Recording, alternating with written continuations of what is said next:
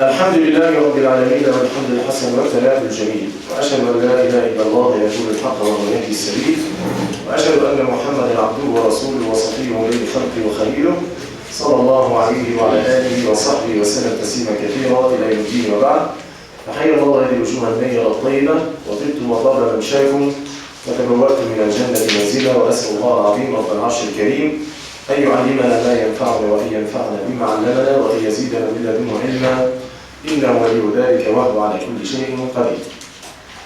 ما زلنا يا أحباب الكرام نتدارس مباحث علوم القرآن وأصول التفسير، ووصلنا وتحدثنا عن كيفية وحي الله إلى ملائكته أولا، ثم إلى كيفية وحي الله إلى رسله، وانطلقنا من قول الله تبارك وتعالى في الأمر الثاني، وهي قول الله جل جلاله: وما كان لبشر أن يكلمه الله إلا وحيا أو من وراء حجاب أو يرسل رسولا فيوحي بإذنه ما يشاء. إذا تبين معنا أن وحي الله إلى رسله يكون إما بواسطة أو بغير واسطة. أما الذي بغير واسطة وهي الذي دل عليه قوله تعالى: ما كان لبشر أن يكلمه الله إلا وحيا أو من وراء حجاب، يعني مباشرة من الله إلى رسوله.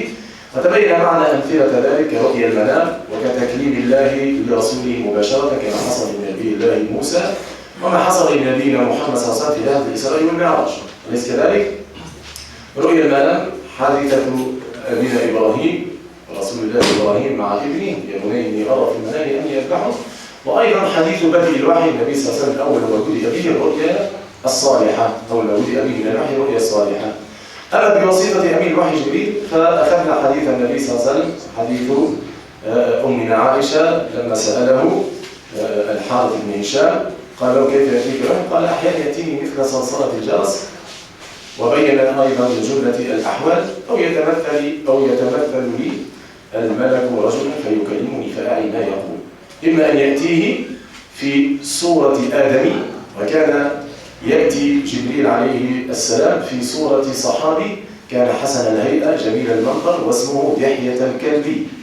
هناك من يسأل كيف كان يأتي جبريل صورة آدم؟ كان يأتي في صورة صحابي كان جميل الهيئة والمنظر واسمه دحية الكلبي، كان يأتي من بين الصحابة كذلك عليه السلام، كحادثة غار حراء أتاه في صورة آدم، وكحادثة حديث جبريل المعروف: أتاكم يعلمكم دينكم وأمر دينكم. علمنا. ويأتيه أيضا كما في حادثة سورة المدثر، أتاه في صورته الحقيقية الحادثة المشهورة كما سيأتي معنا. وأيضا ما يقذفه جبريل في نفس النبي صلى الله عليه وسلم، كل ذلك بواسطة أمين الوحي جبريل. إذن وحي الله إلى رسوله إما بواسطة أمين الوحي جبريل أو بغير واسطة، ولكل أمثلة وقد أخذنا ذلك. لنأتي بعد ذلك إلى بعض شبه الجاحدين للوحي. تحدثنا عن إمكانية وقوع الوحي، وهذا الأمر لا يخفى أو غير مستحيل عند أصحاب العقول السليمة، خاصة وأن التطور الحديث أثبت لنا أشياء يعني كانت قديما تعد من الخيال. أليس كذلك؟ نعم. شبه الجاحدين للوحي: يزعم أهل الباطل بباطلهم بطريقة الحال ويثيرون هذه الشبه التي تحوم حول الوحي، ويقولون مثلا يزعمون أن القرآن هو من عند النبي عليه الصلاة والسلام، ابتكر معانيه وصاغ أسلوبه وليس وحيا يوحى. وهذا الباطل يغني أو هذا الباطل هو مردود على أصحابه في كل المقاييس، ولا يحتاج إلى تفكير كثير، لأن النبي صلى الله عليه وسلم لما أتى بهذا الوحي لم ينسبه إلى نفسه بل نسبه إلى ربه تبارك وتعالى، فهم قالوا هو من عند النبي. لو أراد النبي صلى الله عليه وسلم الزعامة لنفسه ليس من صالحه وليس من المصلحة عليه الصلاة والسلام أن ينسب هذا الوحي إلى ربه جل جلاله، ليس من المصلحة بمكان. لو كان من عنده لماذا ينسب هذا الوحي إلى ربه، خاصة وأن هذا الوحي أخرس ألسنتهم وأذكم أفواههم على أن يأتوا بحديث يريد. أليس كذلك؟ النبي صلى الله عليه وسلم تحداهم. لو كان من عنده لكان التحدي قائما من عند نبي عليه الصلاة والسلام أمي لا يقرأ ولا يكتب ولم يتعلم ولم يعلمه معلم عليه الصلاة والسلام من البشر. فتحداهم على أن يأتوا أقل شيء بسورة من مثله بحديث من مثله، فعجزوا عن ذلك. لو كان النبي صلى الله عليه وسلم يريد أن يعلو على قومه ويريد الزعامة بذلك ليس من المصلحة أن ينسب الوحي إلى ربه سبحانه وتعالى لو كان من عنده يعني. ونحن نعرف أنهم عجزوا على أن يأتوا بحديث من مثل هذا القرآن. زد على ذلك نعرف حادثة الإفك وما قاله المبطلون والمنافقون، ونسبوا ذلك إلى زوجة النبي وإلى حبيبة رسول الله صلى الله عليه وسلم أمنا عائشة رضي الله تعالى عنها. نعرف حادثة الإفك وما اتهم به المنافقون النبي صلى الله عليه وسلم وقدحوا في عرضه. لو كان هذا القرآن من عند رسول الله صلى الله عليه وسلم وابتكر معانيه لما انتظر النبي صلى الله عليه وسلم شهرا كاملا حتى تحرج وصار يستشير أصحابه عليه الصلاة والسلام وأبطأ عليه الوحي. لكان من بداية الأمر لو كان الوحي من عنده لرد عليه منذ اللحظة الأولى ولبين باطلا ولسمى المنافقين بأسمائهم عليه الصلاة والسلام لو كان من عنده. ولكن ما كان النبي صلى الله عليه وسلم ليذر الكذب على الناس ليكذب على رب الناس سبحانه وتعالى عليه الصلاة والسلام، ليفتري هذا القرآن على الله وهو المعروف بالصدق والأمان عليه الصلاة والسلام. النبي صلى الله عليه وسلم يا أحباب الكرام كان في الجاهلية يلقبونه بالصادق الأمين. هل سيكذب وينسب القرآن إلى رب العالمين وهو الذي لم يكذب في حياته على شخص من الأشخاص؟ ما كان النبي صلى الله عليه وسلم ليذر ويترك الكذب على الناس ليكذب بعد ذلك على رب الناس ويقول هذا القرآن من عند الله، حاشاه عليه الصلاة والسلام. هو صادق الأمين قبل النبوة والرسالة وقبل نزول الوحي عليه، فما بالك بعد نزول الوحي عليه وبعد أن اصطفاه الله سبحانه وتعالى على العالمين صلوات ربي وسلامه عليه في كل وقت وحين. ما كان النبي صلى الله عليه وسلم يدعو الكذب على الناس ليكذب على رب الناس. ثم لو كان هذا القرآن من عنده لرد على المنافقين منذ أن تكلموا بالكلمة الأولى دون أن قبل أن يفصلوا في الموضوع وقبل أن تنتشر هذه أو ينتشر هذا الإفك وهذا الكذب الجسيم. أيضا نحن نرى أن الله تبارك وتعالى عاتب نبيه صلى الله عليه وسلم في أكثر من موضع من القرآن، كما في حادثة غزوة تبوك قال له رب العالمين عفى الله عنك لما أذنت لهم. هؤلاء المنافقين جاءوا يستأذنون ويتعذرون بأعذار أوهن من بيت العنكبوت ويقولون بيوتنا عورة ونخاف من نساء بني الأصفر وإلى غير ذلك من هذه الأشياء. فرب العالمين فضح سرائرهم سبحانه وتعالى وعاتب نبيه وعفى الله عنك لما أذنت لهم حتى يتبين لك الذين صدقوا. إذن هؤلاء كاذبون. عاتبه رب العالمين عتابا شديدا ليس مرة واحدة، في مرات متعددة. عاتبه رب العالمين لما رد عبد الله بن أم مكتوم في قوله عبس وتولى، عبس في وجهه، عبس وتولى أن جاءه الأعمى وما يدريك لعله يزكى. النبي صلى الله عليه وسلم كان مقبلا على بعض صناديد قريش، ونحن رأينا كما أخذنا في دروس السيرة أن النبي صلى الله عليه وسلم كان يعرض دعوته على أكابر القوم، لأنه إن أسلم هو أسلم قومه معه. فالنبي صلى الله عليه وسلم كان يعتني وكان مقبلا على بعض صناديد قريش، وكان عليه الصلاة والسلام حريصا كل الحرص على دعوتهم وإقناعهم حتى لا يتفلتوا منه إلى النار عليه الصلاة والسلام. فلما جاءه عبد الله بن أم مكتوم رأى النبي صلى الله عليه وسلم أنه يشغله عن هؤلاء فعبس في وجهه وتمعر وجهه في وجهه عليه الصلاة والسلام. فرب العالمين عاتبه على هذا الفعل. عبس وتولى أن جاءه الأعمى وما يدريه لعله يزكي، أتى ليزكي نفسه، أتى ليطهر نفسه، أتى ليتعلم هذا الخير وهذا الوحي من عنده، وهذا أفضل منهم كلهم، أليس كذلك؟ وما يدريك لعله يزكي أو يذكر فتنفعه الذكرى. أما من استغنى، هؤلاء الكفرة والصناديد استغنوا عن دعوتك فأنت لهم تصدى حريص عليهم، وما عليك ألا يزكى، ليس عليك شيء إن لم يطهر نفسه من أدرار الشرك والكفر والجاهلية. أما من استغنى فأنت له تصدى. رب العالمين قال فلعلك باخع نفسك على آثارهم، قاتل نفسك عليه إن لم يريدوا فسيجدون ما ينتظرون، أليس كذلك؟ والجزاء من جنس العمل. أما من استغنى فأنت له تصدى وما عليك أن تزكي، ليس عليك شيء. أنت إن أراد هو الكفر وهو الذهاب إلى جهنم، أنت فعلت ما عليك وأديت ما عليك. وأما من جاءك يسعى وهو يخشى فأنت عنه تلهى، رب العالمين عاتبه سبحانه وتعالى جل جلاله. إذا في أكثر من موضع.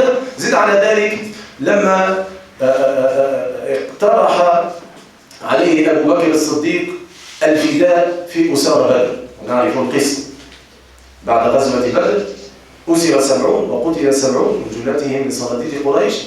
استفتى النبي صلى الله عليه وسلم وسأل أصحابه عن هؤلاء الأسرى، ما يعرفون بأسرى بدر وأسارى بدر. أشار عليه أبو بكر الصديق وكان رقيق القلب عليه رضوان الله أنهم إخوة القبيلة والعشيرة، نأخذ منهم الفدية نتقوى بها نحن ما دمنا في دولتنا في نشأتها الأولى، نحتاج إلى مال لشراء العدة والعتاد وغير ذلك، نردهم إلى قومهم عسى الله أن يهديهم في يوم ما. فأشار عليه عمر الفاروق أن يضرب أعناقهم فإنهم حادوا الله ورسوله وحاربوا الله ورسوله.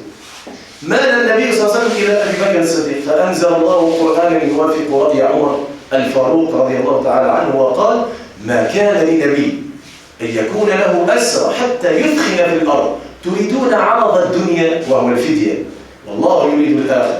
إذا لو كان هذا القرآن من عند النبي لما أعلن هذا العتاب لنفسه وكشفه للناس عليه الصلاة والسلام. هذا الكلام الذي يتكلم به الجاحدون والمبطلون كلام يلغي باطله عن الإبطال. النبي صلى الله عليه وسلم هل من مصلحته أن يعلن عن نفسه بهذا العتاب، هذا العتاب وهذا الأمر الذي عاتبه ربه عليه؟ لا اكتفى به لنفسه وستره على نفسه، ليس ذلك. أما ما كان يعلنه ليحفظه الناس وليتناقله الناس جيلا بعد جيل. إذن هذا الكلام يغني باطله عن إبطاله. زعم أيضا الجاهلون قديما وحديثا أنه عليه الصلاة والسلام، إذا رددنا الشبهة التي تحوم حول أن النبي صلى الله عليه وسلم هو الذي أتى بالقرآن وهو الذي ابتكر معانيه، وهذا كلام من السفاهة بمكان. أيضا زعم الجاهلون قديما وحديثا أن النبي عليه الصلاة والسلام كان له من حدة الذكاء ونفاذ البصير وقوة الفراسة وشدة الفطنة وسلامة وصفاء النفس وصدق التأمل ما يجعله يدرك مقاييس الخير والشر. يعني كان النبي صلى الله عليه وسلم عنده بعض الصفات التي تجعله يدرك مقاييس الخير والشر والحق والباطل، وذلك بالإلهام الذي كان عنده عليه الصلاة والسلام، والخصائص والذكاء والفطنة والفراسة التي كان يتصف بها عليه الصلاة والسلام. وقالوا أن هذا القرآن لا يخرج إلا أن يكون من هذا النوع، لا يخرج إلا أن يكون من استنباطاته عليه الصلاة والسلام ومن إدراكه الوجداني وفهمه للأشياء، فيدرك هذه الأشياء بما اتصف به عليه الصلاة والسلام. وهذه أيضا هذه الشبهة أتعس من الأخرى، وهي أوهن من بيت العنكبوت، لأن النبي صلى الله عليه وسلم لما أتى بهذا الوحي تضمن كما مر معنا وجوها من الإعجاز اللغوي، وقد عجز أرباب اللغة على يأتوا بحديث منه. نجد أيضا من وجوه الإعجاز الإخباري والإعجاز الغيبي، المسائل الغيبية التي لا نستطيع أن ندركها مهما بلغنا في قوة العقل وقوة الفطرة والكياسة والفطنة والفراسة ما تريد. لماذا؟ لأن الاجتهاد في الأشياء يحتاج إلى معطيات، عندك معطيات تجتهد فيها، أما أمور غيبية تغيب عنك كيف ستجتهد فيها؟ هل أهل العلم الآن الذين أصلوا لنا مباحث العقيدة هل اجتهدوا هم الآن فكروا فخرج معهم نتيجة اسمها هناك ملك اسمه جبريل؟ كيف عرفوها؟ هل هذا بالاجتهاد يعرف؟ ملك واسمه جبريل وله 600 جناح، طيب لماذا مش 500؟ ولماذا مش جناح واحد؟ ولماذا؟ هكذا يعني بالاجتهاد. هذه أمور تفوق العقل، أمور تغيب عنك، يعني لا تستطيع أن تفكر فيها ولا تستطيع أن تعرفها. النبي صلى الله عليه وسلم أتى بمسائل غيبية دقيقة من الدقة بمكان، فقد جاء في هذا القرآن العظيم عن أمور تغيب عنا ولا يمكن أن نعرفها وأن ندركها. حدث النبي صلى الله عليه وسلم عن قصص الأولين، وحدثنا عن قصص الآخرين عليه الصلاة والسلام، وعن أحوال الآخرة بدءا من بداية الخلق إلى آخر الخلق عليه الصلاة والسلام جاء في هذا القرآن العظيم. ألم يأتي في هذا الكتاب العظيم نبأ ما كان قبلنا من قصص الأنبياء وأسمائهم.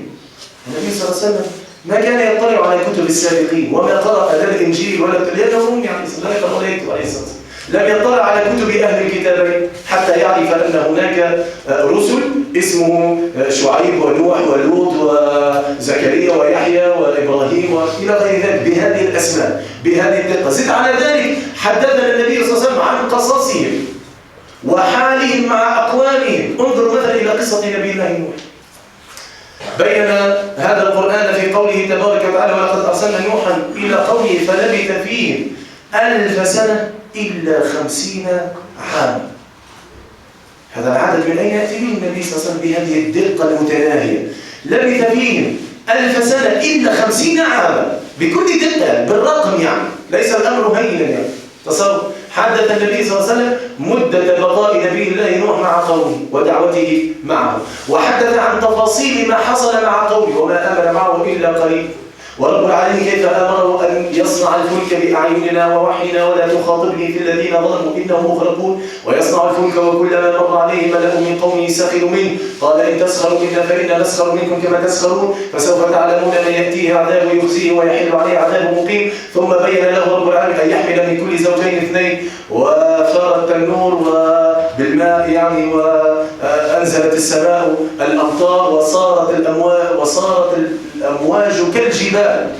ونادى نوح ابنه يا بني اركب معنا ولا تكن مع الكافرين قال سآوي إلى جبل يعصمني من الماء. تصور هذه أمواج كالجبال وهو يفكر بعقله. نبي الله نوح يكلمه بوحي من ربه وهو يفكر بعقله يرد هذا الوحي فهلك وحال بينهما الموج فكان من المغرقين. حدثنا النبي صلى الله عليه وسلم عن هذه القصة، عن قصة نبي الله نوح مع قومه وقلت استغفروا ربكم إنه كان غفارا يرسل السماء عليكم.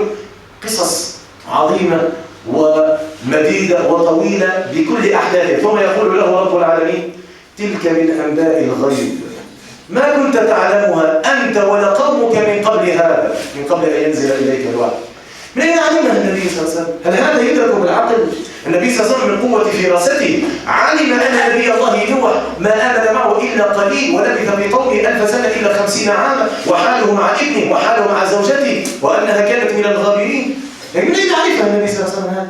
طيب حدث النبي صلى الله عليه وسلم عن أمر آخر أيضا بكل دقة متناهية. تحدث عن عدة أصحاب الكهف واختلاف الناس فيه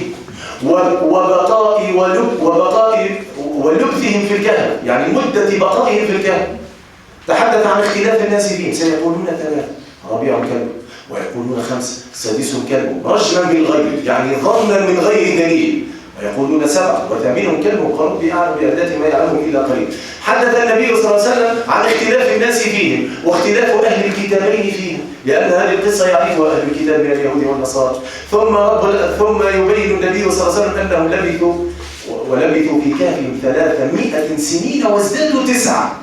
شوف 300 سنة. طيب كيف علم النبي هذا العدد؟ بقوة ذكائه يعني. هذا كلام من السفاهة المكان الذي يتكلم به الجاهلون. وأن هذا القرآن من استنباط النبي. الاستنباط يكون من معطيات موجودة مش أمور غيبية يأتي بها بكل تفاصيله بالرقم والسنة والعدد وغير ذلك. تصور وازدادوا 9. هذا للفرق بين السنوات الشمسية والسنوات القمرية. هذا الفرق 300 سنة وازدادوا 9. هذه 9 للفرق بين السنوات الشمسية والقمرية. تصور من أين أتى بها النبي صلى الله عليه وسلم؟ هذه دقة متناهية لا تكون إلا بوحي من عند الله، ليس باستنباط من عند النبي مهما بلغ في الذكاء وقوة العقل. إذا النبي صلى الله عليه وسلم حدث عن أنباء غيبية، مسائل خبرية وغيبية لا يمكن أن تدرك بالعقل، لا يستطيع الإنسان أن يصل إليها بالاستنباط. فهنا أن يعرف أسماء الأنبياء وقصصهم مع أقوامهم وماذا حدث لقومهم ومدة لبوثهم في قومهم إلى غير ذلك من المسائل. غلبت الروم وهم من بعد غلبهم سيغلبون. غلبت الروم في أدنى الأرض وهم من بعد غلبهم. كيف علم النبي أنهم بعد أن تكسرت شوكتهم وبعد أن انهزموا وبعد أن غلبوا كيف سيغلب هذا في بضع سنين؟ كيف علم أيضا قصة نبي الله يوسف مع إخوته وكأن النبي حاضر معهم، حاضر معهم. كيف أنهم مكروا بأخيهم ومنهم من قال نقتله والآخرون قالوا لا نلقيه في غيابات الجب يلتقطه بعض السيارة. ثم كيف أتوا إلى أبيهم بقميص نبي الله يوسف وعليه دم كذب. قصة كاملة من هذه النبي استنبطها، يعني من أين علمها؟ لا يمكن إلا أن تكون بوحي من عند الله سبحانه وتعالى. تلك من أنباء الغيب نوحيها إليك. إذا هذا الكلام من السفاهة بمكان، وأن النبي صلى الله عليه وسلم عنده من قوة الفراسة والفتنة والذكاء ما يمكنه أن يؤلف هذا القرآن، فهذا لا يكون من كلام البشر عليه الصلاة والسلام. أما الشبهة الأخيرة أو هي ليست الأخيرة، دائما لهم شبهة، ولكن ما يزعمه وما زعمه الجاهلون قديما وحديثا أن النبي صلى الله عليه وسلم تلقى هذه العلوم القرآنية وهذا الوحي على يد معلم. إن كان المعلم جبريل فنعم، وإن كان المعلم من البشر فالمشركون أنفسهم لم يتهموا النبي بذلك عليه الصلاة والسلام، لم يقولوا له قد أتيت بهذا الكلام من عند المعلم واسمه فلان الفلاني. هذا لا يستطيع أن يثبته التاريخ ولا المشركون أنفسهم، لم يقولوه للنبي وهم الذين عاشوا معه وهم الذين صدوا دعوته، وكانوا يستطيعون أن يردوا دعوة النبي بأنه تعلم هذه العلوم من عند معلم واسمه فلان فلان. ثم لو كانت هذه العلوم التي أتى بها النبي صلى الله عليه وسلم أعجزت هؤلاء القوم لاشتهر معلمه قبل أن يشتهر النبي صلى الله عليه وسلم، أليس كذلك؟ ثم نبينا المصطفى صلى الله عليه وسلم قد أثبت التاريخ أنه صلوات ربي وسلم عليه وهو معلم الدنيا ما كان يقرأ ولا يكتب عليه الصلاة والسلام، فهو نبي أمي عليه الصلاة والسلام. كيف سيعلمه هذا المعلم؟ كيف سيحفظ؟ كيف سيكتب؟ كيف؟ إذن لو كان النبي صلى الله عليه وسلم علمه المعلم لعلم من الذي علمه عليه الصلاة والسلام. أما المسلمون فيعلمون أن الذي علمه شديد القوى جبريل عليه السلام بوحي من عند الله نزل، وكان معلم النبي صلى الله عليه وسلم حتى في القراءة. لا تحرك به لسانك لتعجل به، إن علينا جمعه وقرآنه فإذا قرأناه، يعني عن طريق أمين الوحي جبريل، فاتبع قرآنه، اسمع وأنصت وخذه مشافهة. وهكذا الصحابة أخذوه من عند النبي، وهكذا إلى أن وصلتنا الأسانيد المتصلة إلى النبي عليه الصلاة والسلام كامل عن كامل. إذا معلمه جبريل. أما في الدنيا من معلمه؟ نحن لم نعلم حتى من المشركين والكافرين أنهم اتهموه بأن المعلم الذي علمه اسمه فلان. كلام يعني من التفاهة والسفاهة بمكان. نختم بهذه الشبهة. إذن هذا الأمر علمنا أن سيرة النبي صلى الله عليه وسلم في قوله أنه عليه الصلاة والسلام لم يكن له معلم وكان أميا عليه الصلاة والسلام لا يقرأ ولا يكتب عليه الصلاة والسلام. وهذه زيادة في الإعجاز وزيادة في البراهين على صدق النبي المصطفى صلى الله عليه وسلم. أتى بأمر يعلم به الكون وهو لا يقرأ ولا يكتب. هذا دليل على ماذا؟ على أنه من عنده؟ لا، دليل على أن هذا الوحي من عند الله يصدق به رسالة رسول الله صلوات ربي وسلامه عليه. قال جل جلاله وكذلك أوحينا إليك روحا من أمرنا ما كنت تدري ما الكتاب ولا الإيمان ولكن جعلناه نورا نهدي به من نشاء من عبادنا وإنك لتهدي إلى صراط مستقيم صراط الله الذي له ما في السماوات وما في الأرض ألا إلى الله تصير الأمور. لنأخذ بعد ذلك أيها الأحباب الكرام مبحث المكي والمدني، وهو من أعظم المباحث التي تناولها العلماء، وهو من أعظم المباحث التي تناولها أهل العلم. اعلموا أيها الأحباب الكرام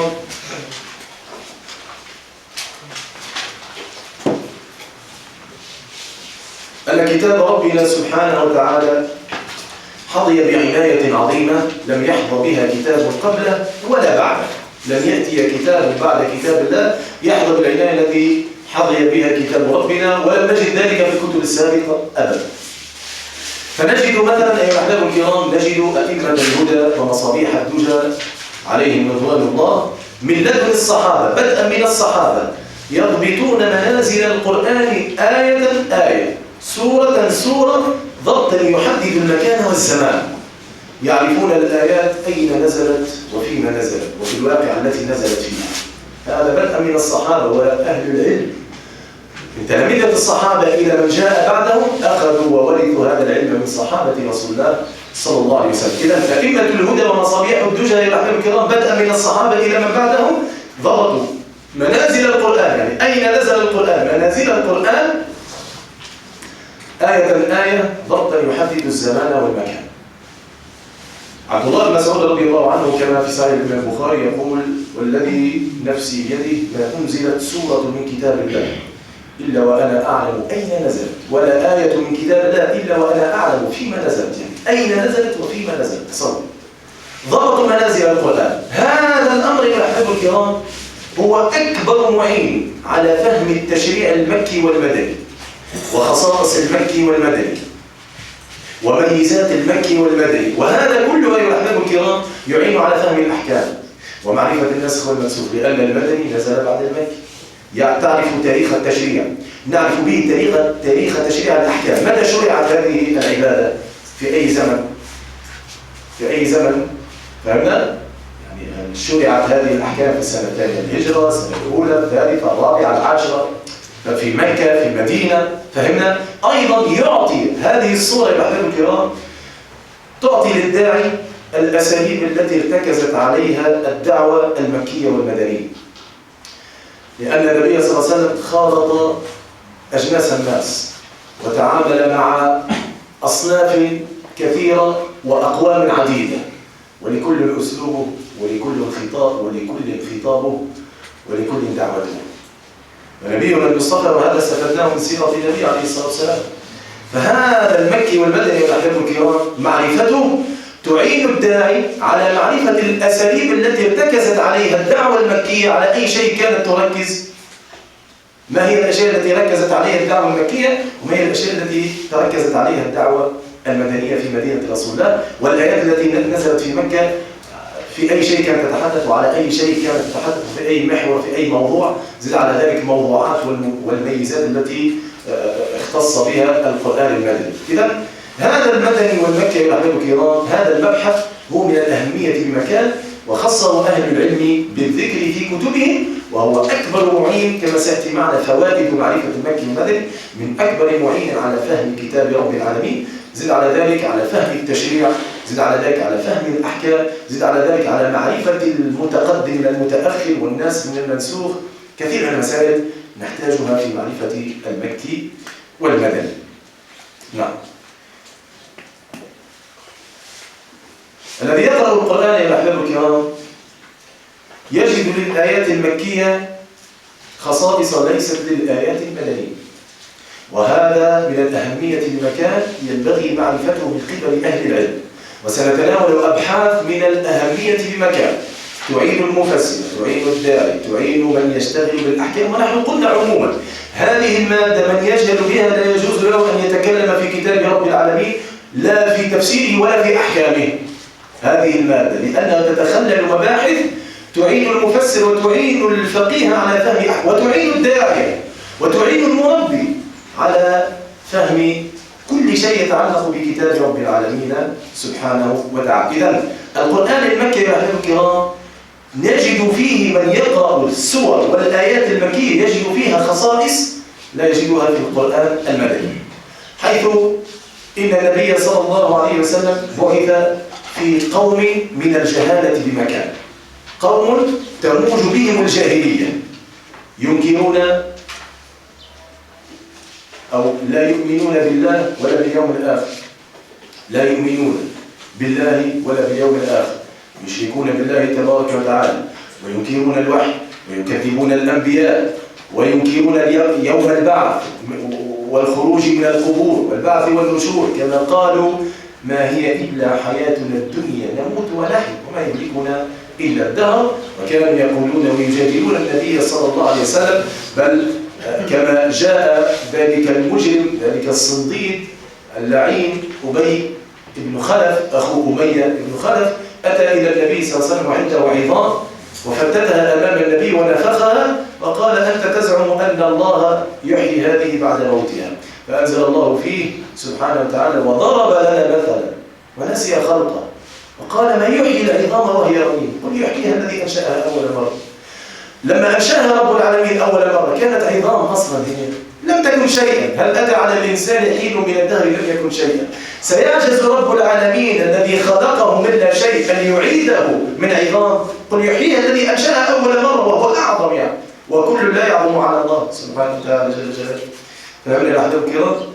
تصور كانوا ينكرون هذه الأشياء. زد على ذلك كانوا قوما مكابرين، عندهم أنفة وعجرفة، معاندين مكابرين معاندين، الإبداء في الخصومة، أهل ممارات وجدال.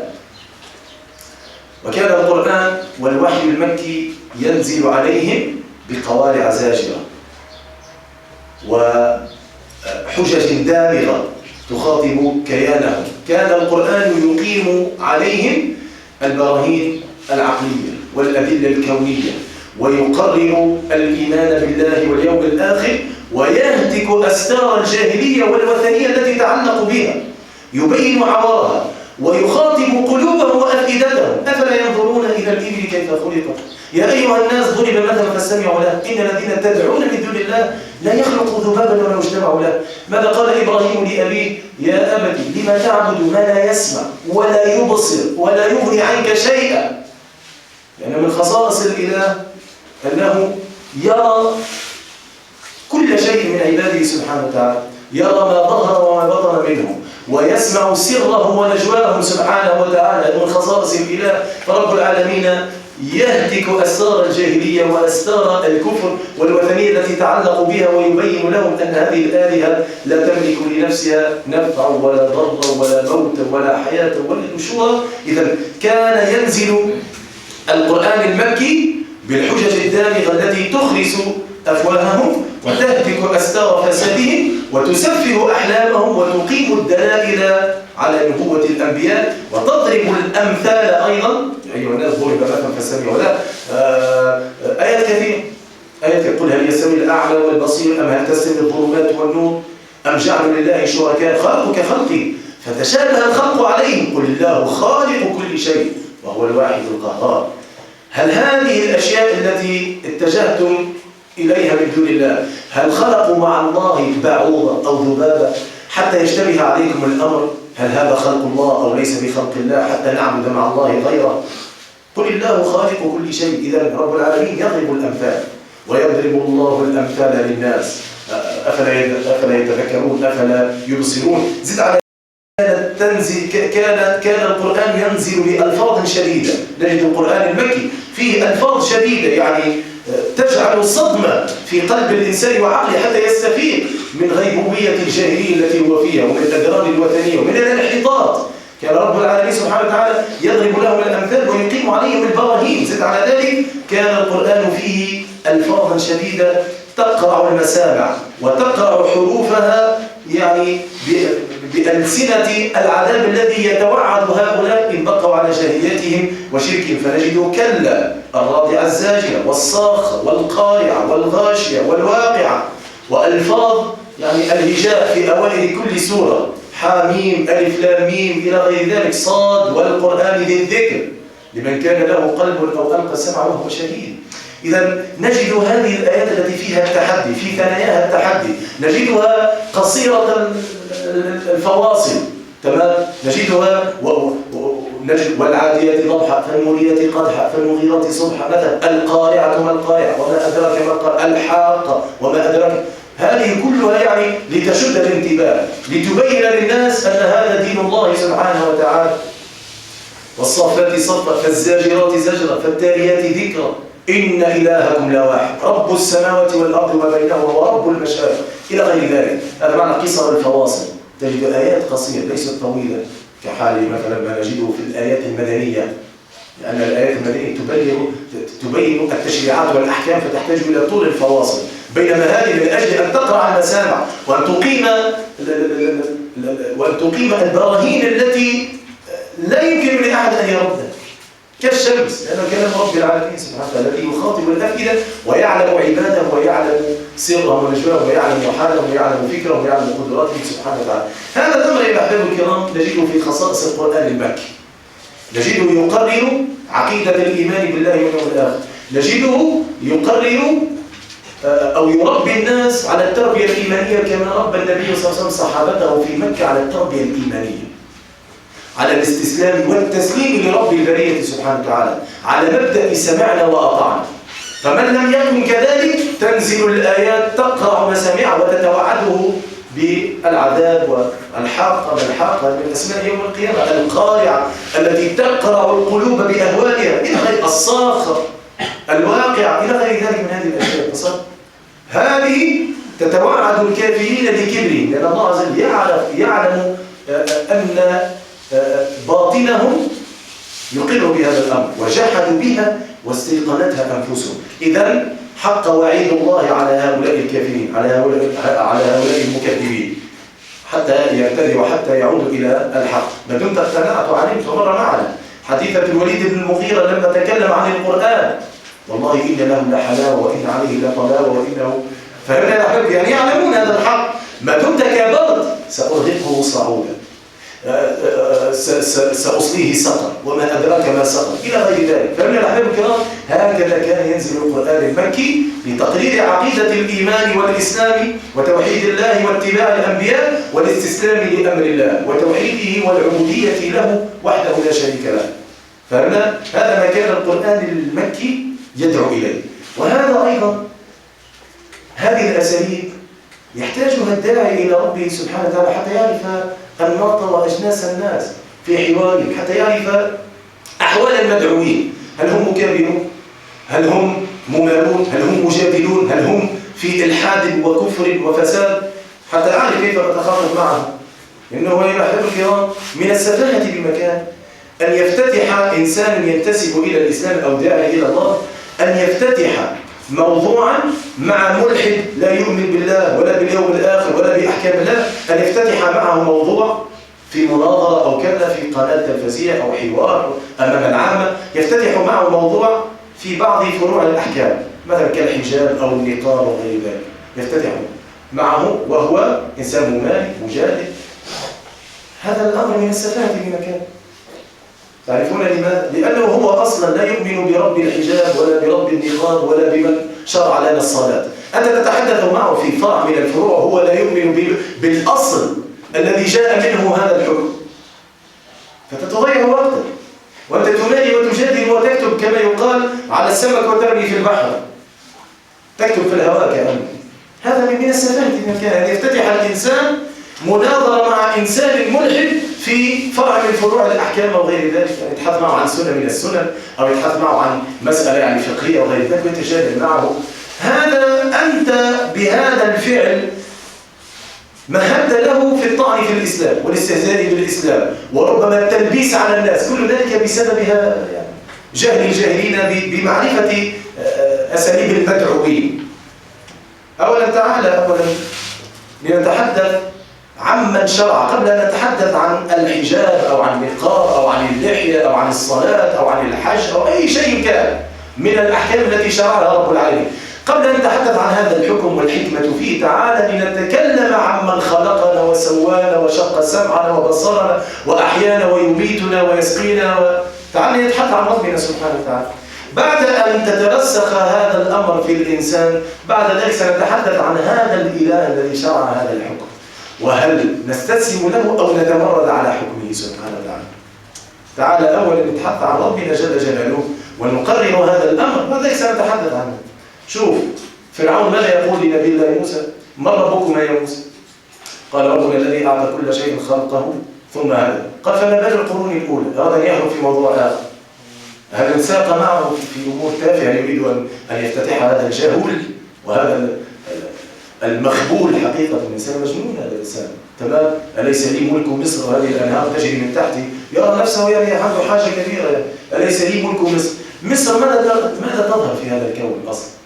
والنبي صلى الله عليه وسلم يقول موضع صوت في الجنة، صوت متر على 2 سنتي، متر على 2 سنتيمتر أو 3 سنتيمتر. هذا الموضع خير من الدنيا وما فيه. فرعون يرى نفسه مصر يعني التي لا تظهر شيء في الكون، يعني تشوفها من فوق ما تشافش، يعني أليس لي ملك مصر؟ صار يتجادل مع نبي الله موسى، رأى أن هذا الأمر هي الدنيا والآخرة يعني. صار يتجادل مع نبي الله موسى ما ربكما يا موسى؟ والأخرى وما رب العالمين؟ قال رب السماوات والأرض وبينهما إن كنتم موقنين. التفت إلى من حق قال ألا تستمعون؟ إذا لا يجوز الإنسان أن ينساق مع شخص يريد أن يخرج به من موضوع جدي وأصلي الذي يقرر هذه المسائل، مسائل العقدية، مسائل أصول الإيمان وأصول العقيدة، لأن هذه الأصول هي التي تبنى عليها كل الفروع. فإذا تهدم الأصل تهدم الفرع. هذا الإنسان متهدم هالك يتحدث لي عن فرع من الفروع وهو لا يؤمن بمن شرعها، لا يضيع وقتي معه. لذلك ينبغي الإنسان أن يعرف أساليب القرآن المكي ومن كان يخاطب ناس كافرين بالله واليوم الآخر لا يؤمنون بهذا كله، مجادلين وممارين. فأنت إذا جاء معك إنسان مجادل ومماري تخاطبه بما يخاطب به الإنسان، وهو تخاطب فطرته، تخاطب قلبه، وتضرب له الأدلة والبراهين التي ساقها رب العالمين سبحانه وتعالى لهؤلاء. أم خلقوا من غير شيء أم هم الخالقون؟ واحدة من اثنتين، إما أن تخلق من غير شيء وهذا لا يكون، أم أنت الذي خلقت، واحدة من اثنتين. أما الفرضية الثانية أم هم الخالقون، لا نستطيع كلنا أن نخلق ذبابة، خرجت منها هذا. خلقت من غير شيء، ما دمت أنك خلقت يعني لك خالق، انتهى الموضوع. أم خلقوا من غير، هذا يخاطب رب العالمين لعقول الناس وفطرة الناس. إما أن تكون خلقت من غير شيء، أتيت هكذا وحدك، أو أنت الذي تخلق، إما أن تخلق نفسك أو تخلق غيرك. والأدلة وأنت نفسك تدرك أنك لا تستطيع أن تخلق بعوضة، وما دمت مخلوق يعني لم تأتي من شيء، يعني هناك خالق، اسمك مخلوق. ما معنى مخلوق؟ يعني هناك من خلقك. أفلا ينظرون إلى الإبل كيف خلقت؟ هذه الإبل يا أهل البادية يا من تعيشون في الصحراء، على أي شيء تركبون؟ على الإبل. تستفيدون من لبنها وتأكلون لحمها وتحملكم وتحمل أسفاركم وتأخذوا إلى مشارق الأرض. أفلا نظرتم من خلقها وأنتم كلكم لا تخلقون ذبابا؟ أفلا تنظرون إلى الإبل كيف خلقت وإلى السماء كيف رفعت؟ انظروا إلى السماء، لماذا لا تسقط عليكم وهي بغير أعمدة وحدها تمسك نفسها؟ وإلى الجبال كيف نصبت وإلى الأرض كيف سطحت؟ هذه براهين رب العالمين. هكذا الإنسان، أنت تنظر في حال الشخص، إن كان مستسلما لأحكام الله ومقصرا تلزمه بإسلامه. هذا الذي نجده في القرآن المدني. القرآن المدني نزل على الناس على أرضية صالحة للزراعة جاهزة لقبول الأحكام، لما استسلمت قلوبهم لله تبارك وتعالى واستسلموا لأمر نبيهم وقالوا سمعنا وأطعنا، كل أمر سينزل عليهم ستكون هذه الأرضية قابلة لزراعة هذه الأشياء. فلما استسلمت قلوبهم صارت صالحة للزراعة. أما إنسان مكذب وممال تتحدث معه عن الأحكام تضيع وقتك أنت. فأمر الرحمن، فهذه من جملة الأساليب التي ينبغي أن يدركها الداعي إلى الله سبحانه وتعالى. قبل أن نخوض في هذا الأمر تعالي نخوض في أعظم الأشياء وأكبر الأشياء. تعالي ننظر هل هذا الحكم الذي أنت تهزم به أتوا به الناس من بيت أبيهم يعني؟ تعالي ننظر من الذي شرعه، ورب العالمين الذي اتصف بصفات الكمال والجمال هل يشرع أحكاما ويشرع تشريعات عبثا؟ وهو المنزه عن العبث سبحانه وتعالى جل جلاله، منزه عن صفاته، كل أفعاله وأقواله وأحكامه مبنية على العلم المطلق والحكمة البالغة، ولكن أكثر الناس لا يعلمون. تعالى نتحدث عن أصل الأشياء قبل أن نخوض في فروع الأشياء. إذا هذا الأمر من الأهمية بمكان ينبغي للناس أن يدركوه. القرآن المكي يتحدث عن قوم مكابرين ومجادلين، وكان ينزل بآيات فيها قصر الفاس زاجرة ودامغة تخرس أفواههم وتبكي ألسنتهم، لا يستطيع أن يرد وأن يصد، وإن كان في قرارة نفسه يوقن بذلك. ولكن هؤلاء القوم يحتاجون إلى كما يقال صدمة توقظهم من غفلتهم. فهكذا كان القرآن المكي ينزل على هؤلاء ويعطيهم كما قلنا يتخلل البراهين الكونية والأدلة العقلية التي تخاطب فطرتهم. فهمنا؟ طيب، لما تكونت جماعة المؤمنين كما مر معنا في السيرة في المدينة وصارت الأرضية جاهزة للزراعة، نزل القرآن المدني الذي يفصل التشريعات والأحكام. هم قالوا سمعنا وأطعنا، أليس كذلك؟ سمعنا وأطعنا في أي شيء، في كل شيء أو في بعض الأشياء. نزل القرآن المدني يفصل الأحكام، يتناول أحكام الإسلام وحدوده، ويدعو الناس إلى تقديم النفس والنفيس من أجل ربنا تبارك وتعالى وفي سبيل الله جل جلاله والحفاظ على دين الله جل جلاله.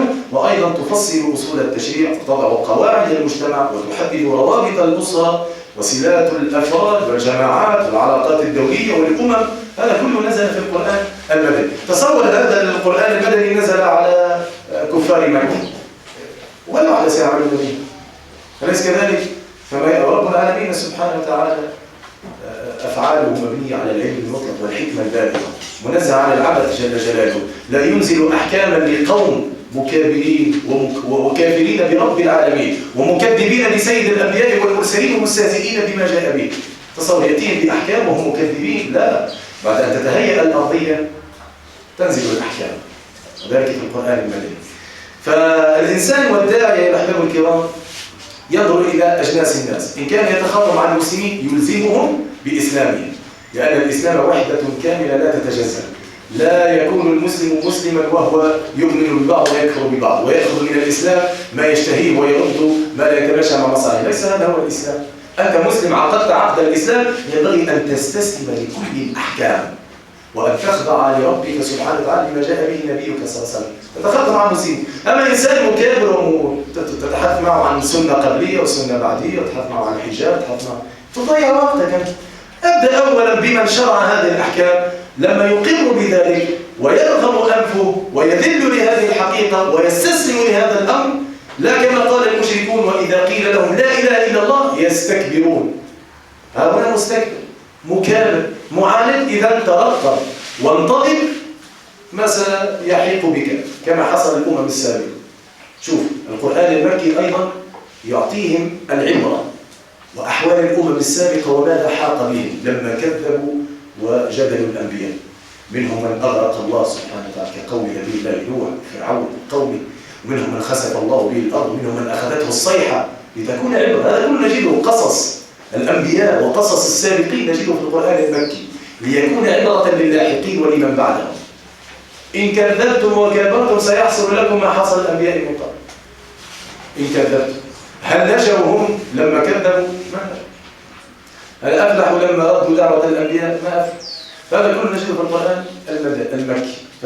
فالإنسان الداعي إلى الله يستفيد من هذه الأساليب، ويعرف القرآن المكي على أي شيء يركز، ويعرف القرآن المدني على أي شيء جاء. من أجل ذلك نجد في القرآن المدني الأحباب نجد فيه يعني طول الفواصل، يعني مقاطع طويلة، وهذا كله سنجده في مميزات وخصائص المدني. شوف مثلا سورة البقرة نجد فيها كثير من الأحكام، وهي سورة مدنية تتحدث عن كثير من الأحكام، عن الصيام، عن الحج، عن الطلاق، عن أحوال الأسرة. وفي الأخير نجد مثلا آية الدين. آية الدين كم طولها؟ صفحة كام؟ تتحدث عن الأحكام بكل تفاصيل، وعن الشهادة، وإن لم يكون رجل فرجل وامرأتان. شوف كل تفاصيل. هذا لمن؟ هذا للناس مستسلمين يريدون معرفة الأحكام، مش للناس مكافرين ومكذبين. فهنا نجد طول المقاطع وطول الفواصل. هذا كله سنجده في القرآن المدني. وللحديث بقية. أقول قولي هذا واستغفر الله لي ولكم والحمد لله رب العالمين. يا طالب العلم أقبل لنور رب المنزل